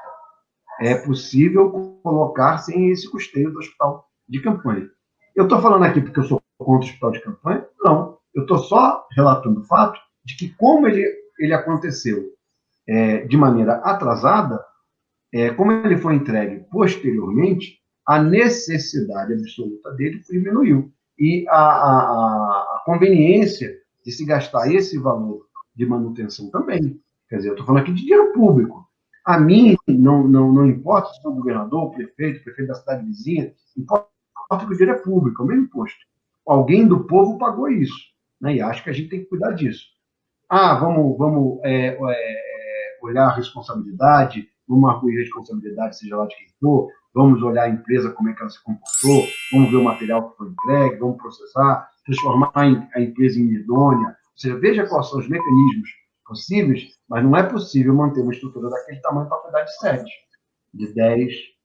É porque essas pessoas não merecem? Não, é porque há espaço, há folga na rede de saúde para fazer. Quem está falando aqui não é médico, né? Quer dizer, pode ser que aí algum médico, algum especialista, não, mas lá é muito melhor. Mas olhando apenas para os números, não é correto manter uma estrutura daquele tamanho por muito mais tempo. A informação que eu tenho é que ele vai ser desmobilizado no dia 3. A informação que eu tenho é que o de Nova Iguaçu... Dia 3 de agosto. Nova Iguaçu, não sei se Acari ou tem um outro bairro do Rio, e do Maracanã serão desmobilizados no dia 3 de outubro. Ou seja, ia ser agora, vamos dar um tempo por conta da remoção de algumas pessoas que estavam um pouquinho pior, e para observar se nesse tempo haverá aumento, né, de necessidade de casos, mas até onde eu sei, e desse tamanho, nessa proporção, não tem mais sentido. Por que não tinha sentido? Não tinha sentido. Mas porque atrasada a implantação.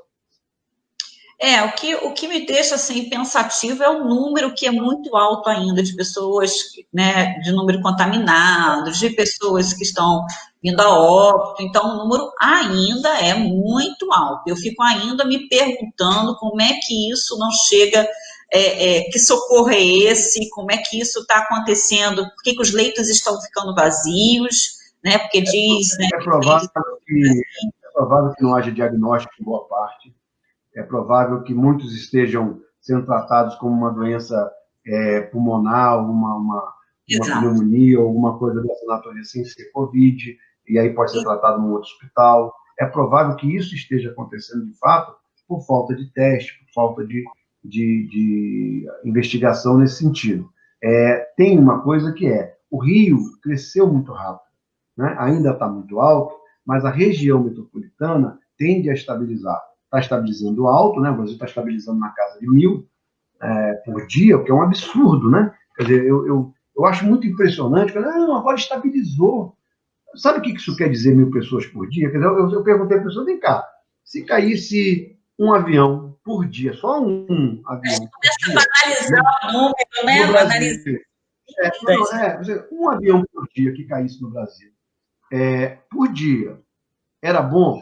Será que iam fechar os aeroportos? Iam investigar? Sim, né? É um desastre completo um avião por dia. Pois bem, um avião lá com 180 pessoas, 150, 170 pessoas, imagine 1.000 pessoas. Imagina 5 aviões, 6 aviões por dia caindo. Está achando pouco essas vidas humanas, essas famílias, a perda para os entes queridos?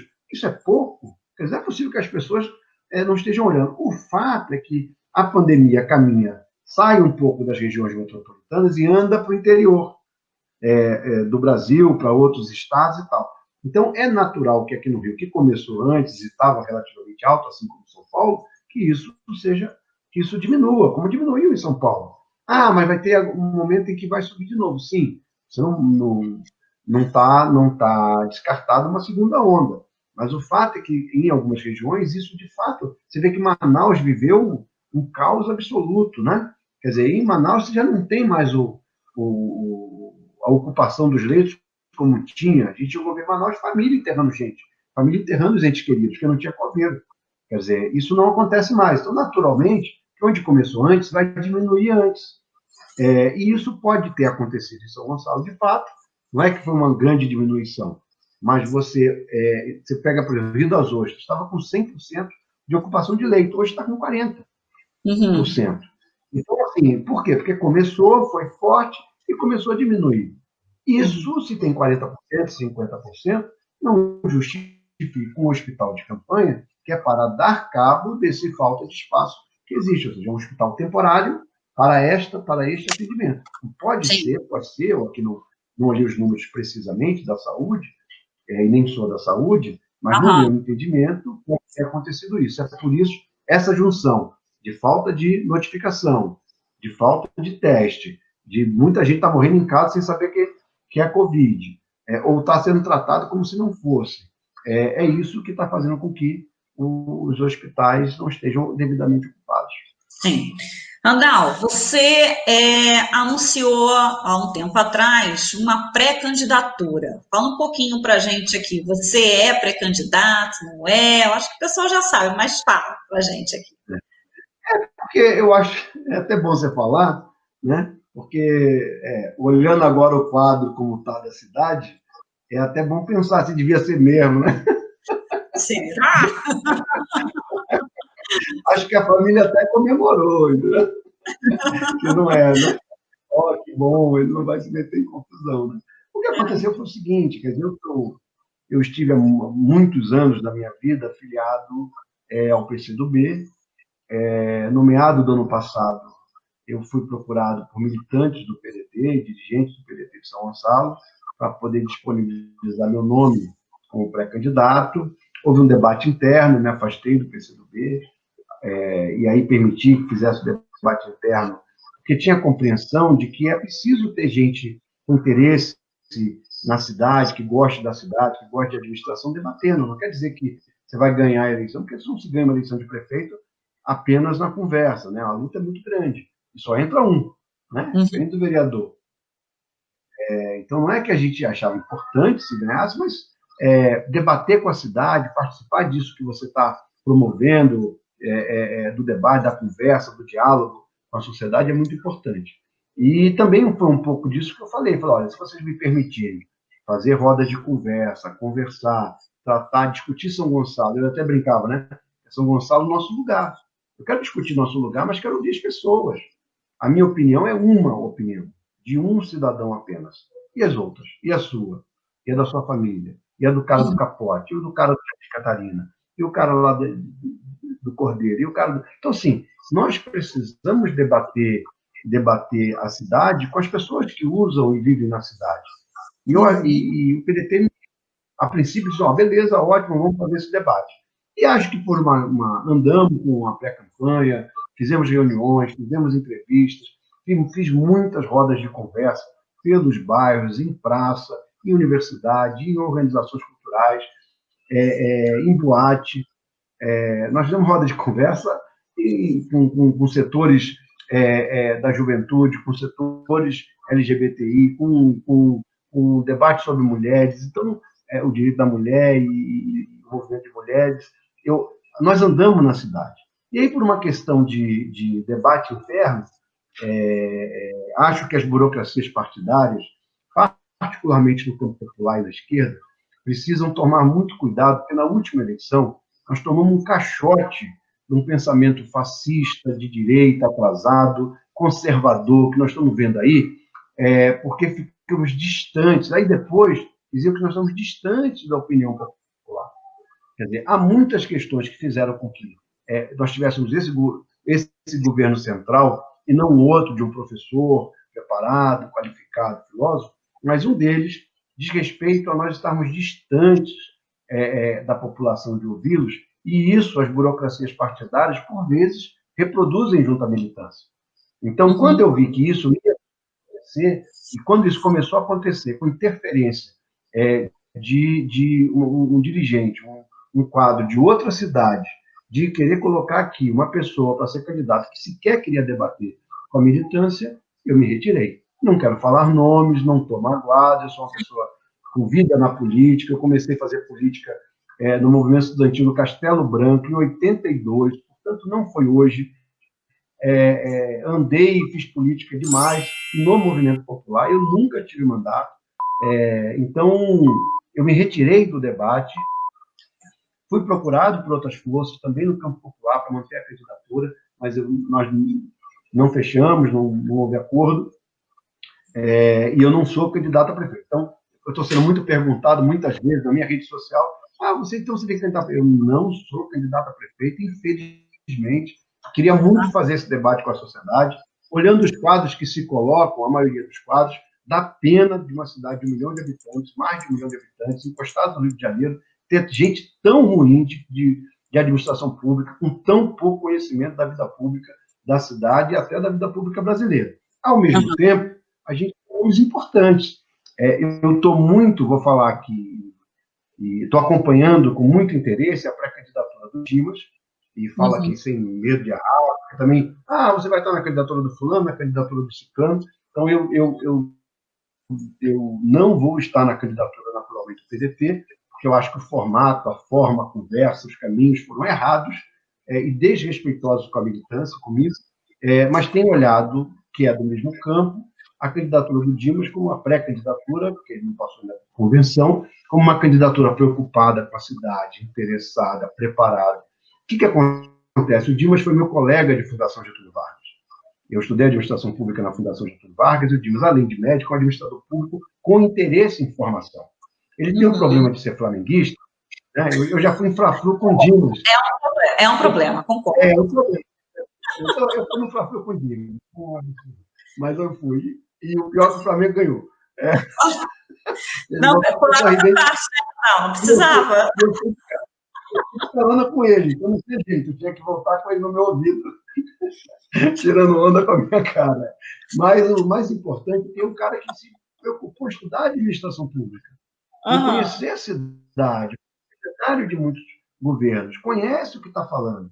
E qual é o importante? Tem ouvido com paciência, com parcimônia, falado com todos os setores, falado com a cultura, falado com a educação, debatido abertamente, interessado em debater a cidade, que é o que eu acho que é importante.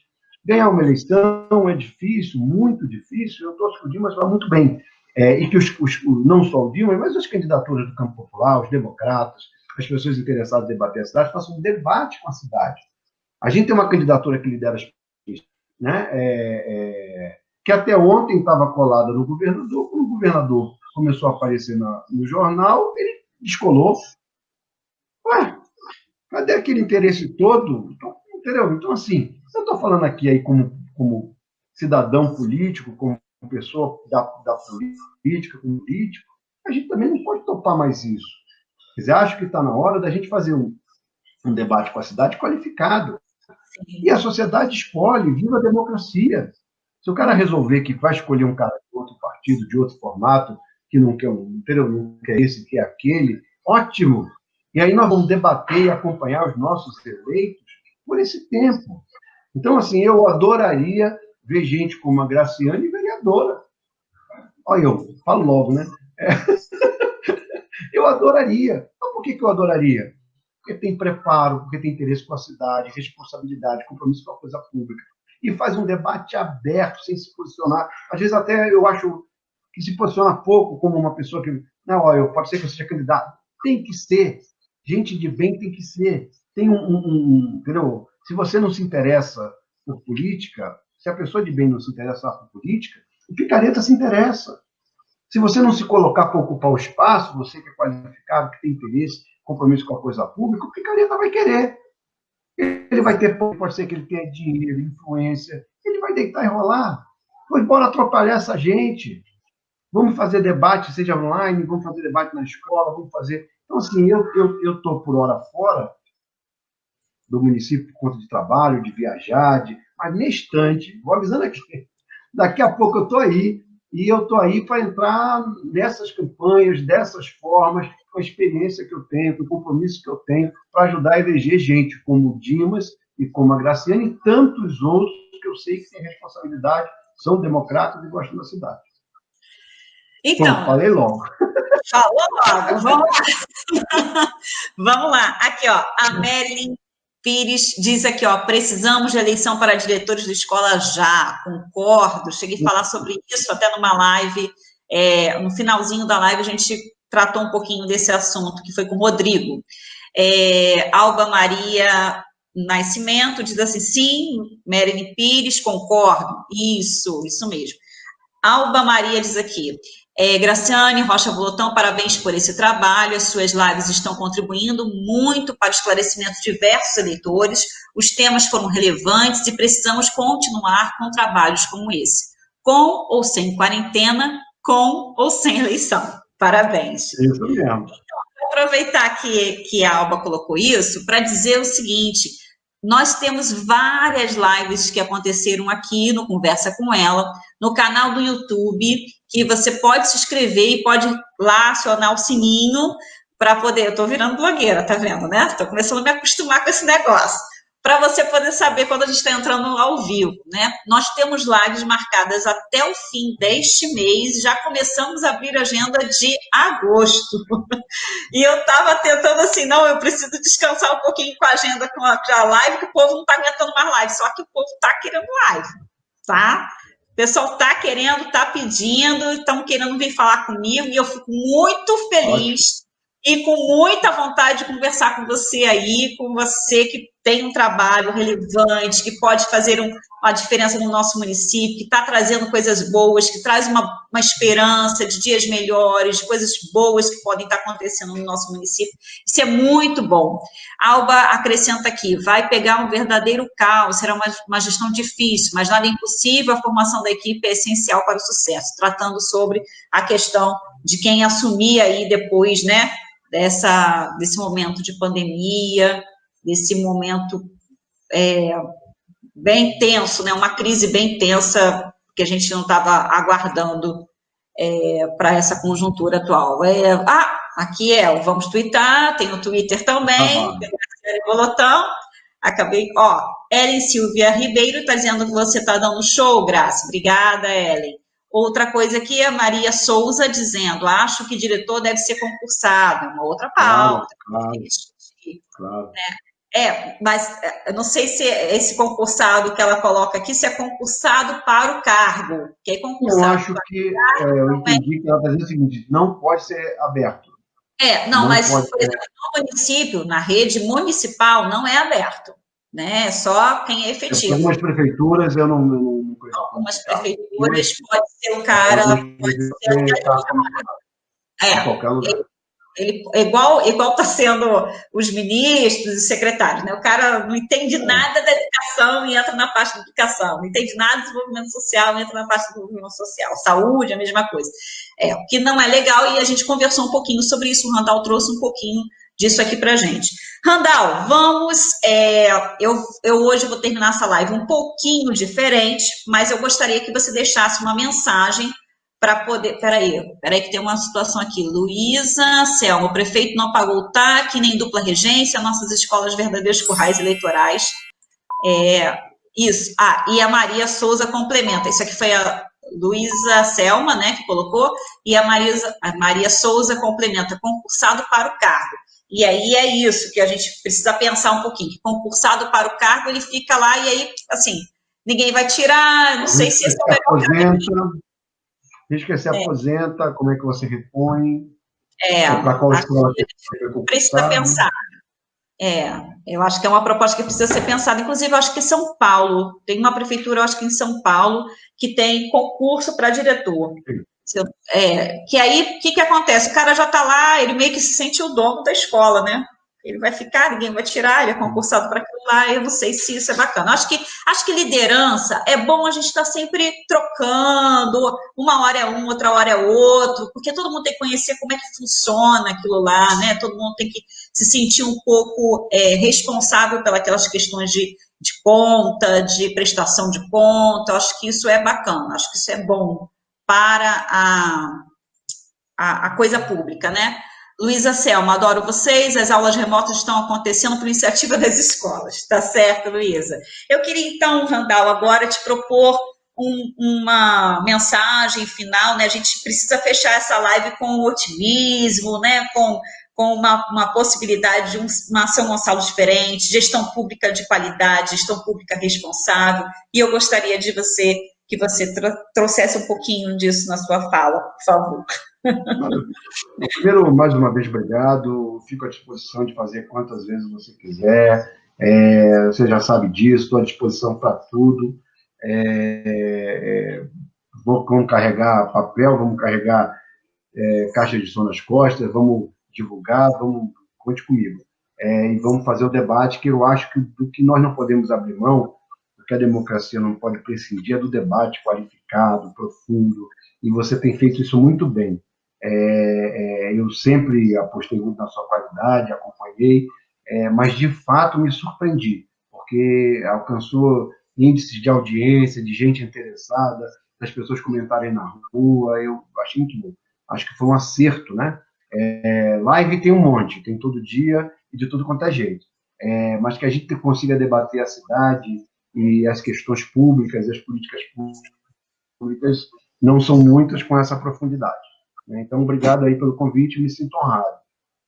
Eu queria dizer o seguinte, eu cheguei em São Gonçalo em 82. Eu costumo dizer que depois de meio século, muitas coisas a gente começa a avaliar de maneira diferente, né? Então, eu digo aqui como pai, como avô, que você pela segunda vez, eu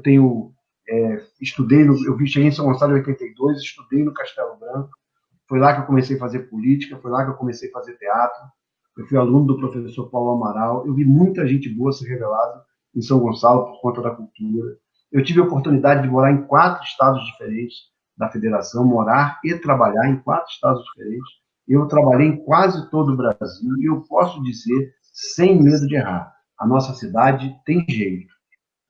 A cidade, eu quero ver São Gonçalo, aí que eu criei meus filhos, eu produzo aí, eu pratico esporte aí, eu sou praticante de karatê, muito por isso que eu brinquei aqui com o moço, a gente tem dojo, a Graciane é mãe de karateca, né? Então conhece um pouco da nossa luta. É o nível e o estresse. É de 2, né? Todo mundo. A casa segurança. Então, assim, eu gosto, foi aí que eu comecei a fazer minhas primeiras produções, a minha primeira produção profissional da minha produtora. Então, assim, eu quero muito que essa cidade dê certo. Só que nós vivemos uma cidade com muitos problemas. E a gente tem gente muito boa espalhada pelo Brasil, que é São Gonçalo. Então, acho que dá para a gente propor aqui. O que eu acho que é uma mensagem bacana é o seguinte: nós estamos saindo de uma pandemia, vivemos um momento difícil, um momento político difícil, um momento econômico que vai ser duríssimo para a gente se recuperar, um momento sanitário grave, em que a gente está tentando sair aí com o esforço dos profissionais da saúde, mas dá para a gente ter um acordo aqui de que nós vamos, nesta eleição municipal, mudar a cara da cidade. É possível. Mas tem pouco dinheiro. Tem pouco dinheiro. Mas se tiver muita vergonha na cara, muita capacidade, muitos quadros, a gente consegue fazer uma cidade... Nós nunca vamos ser Niterói. Nós estamos falando da cidade com a pior per capita de orçamento do Estado, com 1.300.000 habitantes, e uma outra que foi capital do Estado, com uma renda muito maior, com uma renda per capita maior. A gente está falando de uma cidade que tem 70% da população usando serviço público, contra uma que tem 70% que tem plano de saúde e filho em escola particular, com muito mais dinheiro. Então, nós não queremos ser a mais rica. Nós queremos ser a mais arrumada, mais limpa, a que educa melhor. Eu quero uma educação como eu tive na escola pública, que me permitiu tirar primeiro lugar em concursos e ir para escolas melhores. Eu quero uma escola que me permita fazer teatro e fazer esporte, como as escolas já permitiram, públicas. Então, assim, eu fui atleta, eu estava vendo meus jornais velhos, de vez em quando eu estou publicando agora, a pandemia faz a gente ficar nostálgico, né? Eu tenho publicado jornais antigos. Então, eu vi um jornal, vou publicar, logo, logo, de escalação da seleção de basquete da cidade, que eu estava como garoto, na época que a gente, em São Gonçalo, ia participar de jogos fora com suas equipes. Nós vimos aqui Zezé ser a Pelé do handebol, nós vimos aqui, meu filho foi vice-campeão brasileiro de karatê, nós vimos aqui muitos atletas, muitos artistas, muita gente qualificada, cientistas, professores, gente dando aula no Brasil inteiro, gente na NASA, gente na ONU. Por que aqui não vai dar certo? 1.300.000 habitantes, 2 rodovias, uma rodovia federal, 2 estaduais, uma rodovia que não é usada e pode ser usada, muito bem usada, cercado com gente com royalties. Bora botar barreira nessa gente, bora cobrar pedágio para passar aqui, e nós vamos ser uma cidade moderna. Vamos educar. Por que não pode educar? Educa, horário integral, creche, para as mães poderem trabalhar e os filhos ficarem em segurança. Qual é o problema? Quem está falando aqui não é mais candidato. Não estou prometendo nada. Eu estou dizendo com o que eu sonho. Por que você sonha? Quando você olha para a sua cidade, você fala assim, eu sonho em sair daqui. Ou você fala o seguinte, minha cidade tem coisa ruim. Na minha cidade tem a Graciane, minha cidade tem a parteira bacana, minha cidade tem um artista bacana, minha cidade tem aquela casa de show que eu gosto de ir, minha cidade tem aquela pessoa que sabe fazer um artesanato bacana. O Brasil que eu quero mudar começa em São Gonçalo. Eu quero muito que o Brasil seja um país bacana, mas a minha contribuição é na porta da minha casa, é no balão da minha rua, é na escola da minha cidade. E a minha cidade de São Gonçalo foi a que eu escolhi para morar e criar minha família, e é isso que vai acontecer. Então, acho que essa vamos lutar por ter uma cidade melhor, e é possível. Obrigado aí, obrigado por todos aí. É possível. Eu que agradeço, Randall, a sua participação, a sua fala super contribuiu muito com a nossa discussão aqui. A gente tem mais gente discutindo outras coisas aqui, ó, que outras coisas não, né? Dando mais informações aqui. Isso aqui a gente já leu. Peraí, que eu quero. A Célia diz que concorda. Bom, está trocando a liderança. A Luísa Selma contribui aqui dizendo, mesmo sabendo que sou contra, o que falta nos políticos de São Gonçalo é puro comprometimento. Alba Maria Nascimento, pena que esse assunto de direção começou a esquentar no final da live, mas merece retornar à pauta. Então, vamos retornar. Aqui pediu, a gente retorna, tá? Vamos pensar aí. Na verdade, com a do Rodrigo, a gente tratou um pouquinho sobre isso, agora com o Randall de novo, mas vamos aprofundar nesse tema. Maria Souza Rocha mandando um monte de coração aqui. Luísa Selma, o que falta em São Gonçalo são políticos comprometidos com a educação de São Gonçalo. Ela diz também que ela é contra as aulas remotas, né? Também penso, muito complicado dentro do nosso município, dentro das condições que a gente tem hoje, né? Muito complicado. Luísa Selma, as escolas do município não oferecem conforto aos nossos alunos. Célia Bastos, o que falta em São Gonçalo? Pessoas comprometedoras, né, que realmente queiram melhorar na educação, saúde e mais. Luísa Selma, é muito triste, amanhã teremos votação para aumento previdenciário, a prefeita não cumpriu com nada, o prefeito, eu entendi, não cumpriu com nada, amanhã vamos fazer festa do cabaré, ela coloca aqui. Os diálogos são importantes com certeza. São Gonçalo precisa mudar, precisamos de pessoas com vontade. Célia Bastos. Luísa Selma diz que gosta de questionar, estou adorando a verdade. E Ruth Ramiro, acho que falta em São Gonçalo, são políticos comprometidos com o povo. Randall, mais uma São Gonçalo, um celeiro de gente boa e de grandes profissionais em várias áreas. A Maria Souza Rocha termina aqui, e eu concordo plenamente. E coloco aqui para você que eu agradeço de coração mais uma vez pela sua participação. Gostaria, sim, de ter outros debates, outros momentos, conversas aqui com você, porque é muito bom estar com você. Logo no início da live, a gente falou, né, da nossa amizade, né, de longa data, e assim, a gente vai, cada vez mais que a gente vai se aproximando, que a gente vai tendo a oportunidade de conversar com as pessoas ao seu lado, a gente cresce, uma proporção enorme, né? Tanto conhecimento, tantas informações, e eu fico muito grata de ter você aqui no Conversa com Ela e de ter você como amigo, de ter você na minha casa, na minha família. E agradeço de coração, bom, obrigado. viu? Vou aproveitar. Veja se sua mãe está mais calma. Acredito sua mãe está que mais sim, calma? né? Acredito que sim, acredito que ela esteja mais calma. Não sei, porque ainda vou fazer um anúncio, né? Eu quero que você fique aí só um minutinho, porque eu vou me despedir do Randall, mas eu quero você aí porque eu tenho uma notícia para te passar hoje na nossa live. Nossa live vai terminar um pouquinho diferente, nossa conversa com ela, porque eu quero te informar uma coisa que eu penso que é importante você estar sabendo aí do outro lado. Você que vem acompanhando o nosso canal, que vem acompanhando o nosso trabalho já há algum tempo, a gente está com uma quantidade razoável de live, a gente vem conversando com bastante pessoas e amadurecendo bastante o nosso conhecimento sobre a cidade, nosso discurso, apesar de sermos de São Gonçalo, né? Mas a gente está conhecendo cada vez mais gente de São Gonçalo, tendo a oportunidade de conversar.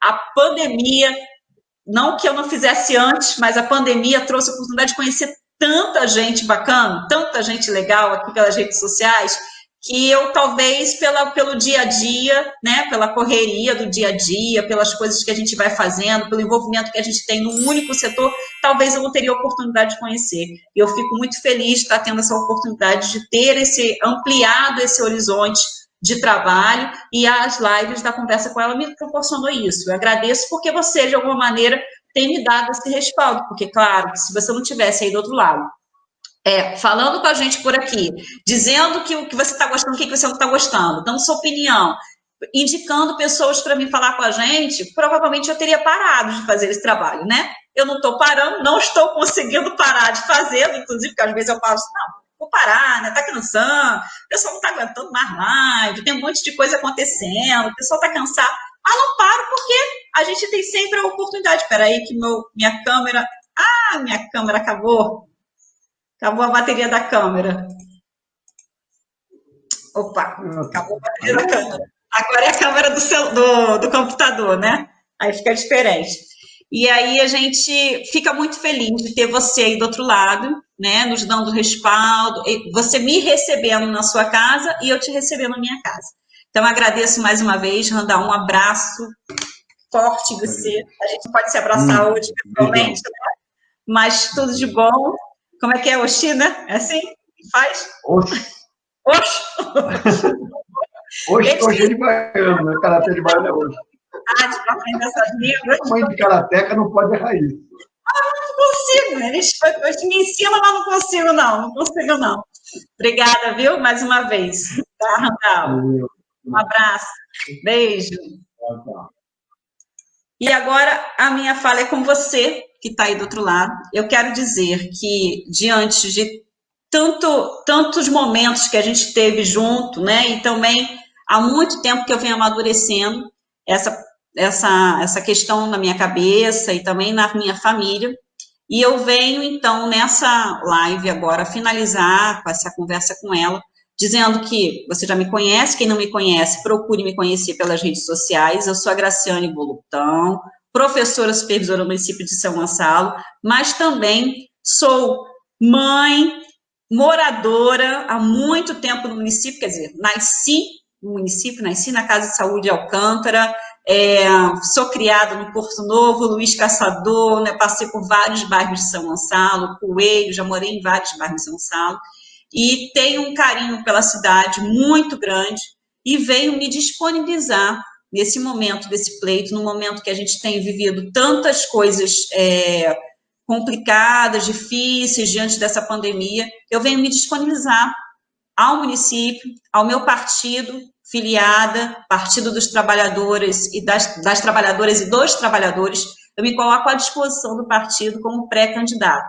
Hoje, nas redes sociais, eu comecei a anunciar isso. Então, você que vem acompanhando as minhas lives, as conversas com ela, eu quero dizer para você que eu estou disponível ao partido e ao município para servir futuramente, caso o município, você, sua família, todos assim queiram, eu posso, o meu partido também, né, porque tem uma convenção ainda para acontecer, caso isso realmente se concretize, eu vou estar aí no pleito, concorrendo a uma vaga para a vereança, né, para atuar como vereadora no município de São Gonçalo, tá bom? Obrigada pela sua participação aqui, obrigada por estar comigo nesse tempo todo. Teremos mais conversa com ela, amanhã tem outra conversa com ela, e eu gostaria muito da sua presença, continuar contando com a sua participação aqui no nosso quadro, tá bom? Então, obrigada, até a próxima conversa com ela. Um abraço.